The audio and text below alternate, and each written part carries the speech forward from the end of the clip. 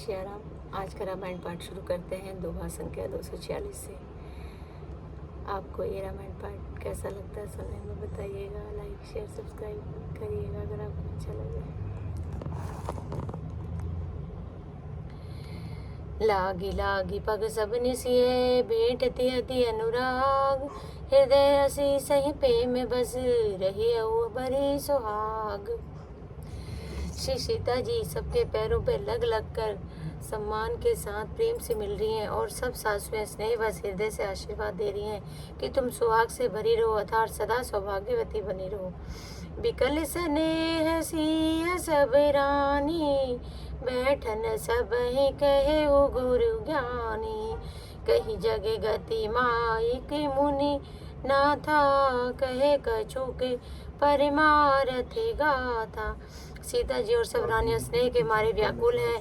तब ज्ञानी गुरु सबको बैठने जाने के लिए कहा। फिर मुनिनाथ वशिष्ठ जी ने जगत की गति को माई कह था, जगत माया का है, इसमें कुछ भी नित्य नहीं है, ऐसा कहकर कुछ परमार्थ की कथाएं कही। निर्भकर सूर्य पूरे गवनु सुनावा, सुनि रघुनाथ दोसय दुख पावा।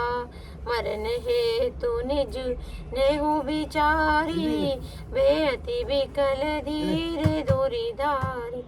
तदंतर वशिष्ठ जी ने राजा दशरथ जी के स्वर्गागमन की बात सुनाई, जिसे सुनकर रघुनाथ जी ने दूसरा दुख पाया और अपने प्रति उनके स्नेह को उनके मरने का कारण विचार कर धीर धुरंधर श्री रामचंद्र जी अत्यंत व्याकुल हो गए। कुलिस कठोर सुनत कठु बानी, बिलपते लखन सिय सब रानी। शोक विकल अति सकल समाजू, मानहु राजू अका जेहु आजू। वज्र के समान कठोर कड़वी वाणी सुनकर लक्ष्मण जी, सीता जी और सब रानियां विलाप करने लगी। सारा समाज शोक से अत्यंत व्याकुल हो गया, मानो राजा आज ही मरे हो। मुनिवरे बहुरी राम समुझाए, सहित समाज सुसरित नहाए।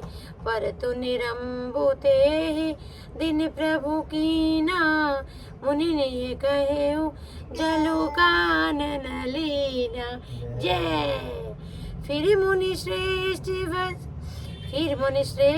वशिष्ठ जी ने श्री राम जी को समझाया। तब उन्होंने समाज सहित श्रेष्ठ नदी मंदाकिनी जी में स्नान किया। उस दिन प्रभु श्री रामचंद्र जी ने निर्जल व्रत किया। मुनि वशिष्ठ जी के कहने पर किसी ने भी जल ग्रहण नहीं किया। मेरे लाडू भी जय जय कर लाडू। जय श्री राम। भोरु भय रघुनंदनी, जो मुनि आय सुदीन।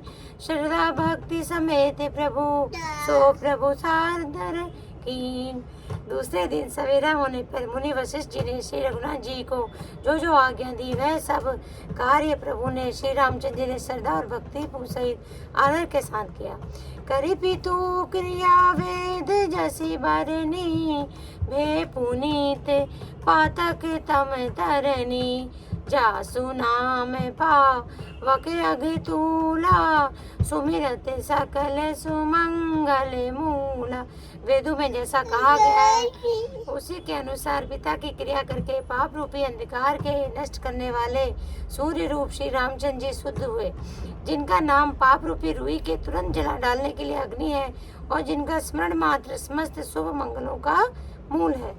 शुद्ध सुभयउ साधु सम्मत यस, तीरथ आवा हन सुर सरी जस। शुद्ध भय दुई वासर बीते, बोले गुरु सन राम पीरीते। वे नित्य शुद्ध बुद्ध भगवान श्री रामचंद्र जी शुद्ध हुए। साधुओं की ऐसी मति है कि उनका शुद्ध होना वैसे ही है जैसा तीर्थों के आह्वान से गंगा जी शुद्ध होती है। गंगा जी तो स्वभाव से ही शुद्ध है, उनमें जिन तीर्थों का आह्वान किया जाता है उल्टे वे ही गंगा जी के संपर्क में आने से शुद्ध हो जाते हैं। इस प्रकार से सच्चिदानंद श्री राम जी नित्य शुद्ध है, उनके संसर्ग कर्म से ही शुद्ध हो गए हैं। जब शुद्ध हुए 2 दिन बीत गए तब श्री रामचंद्र जी प्रीति के साथ गुरु जी से बोले, नाथ लोग सब निपटे दुखारी, आप यहाँ अमरावती राव। रुको रुको रुको रुको बेटा। नाते लोग सब निपटे दुखारी, कंदे मूले फल अम्बु आहारी। सानुज भरतु सचिव सब माता, देखी मोहि पल जिमे जुगु जाता। हे नाथ, सब लोग अत्यंत दुखी हो रहे हैं, कंद मूल फल और जल का ही आहार करते हैं।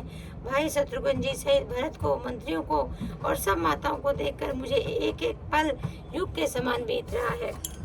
सब समेत पुर दारिय पाऊ, आप यहाँ हम रावती राऊ।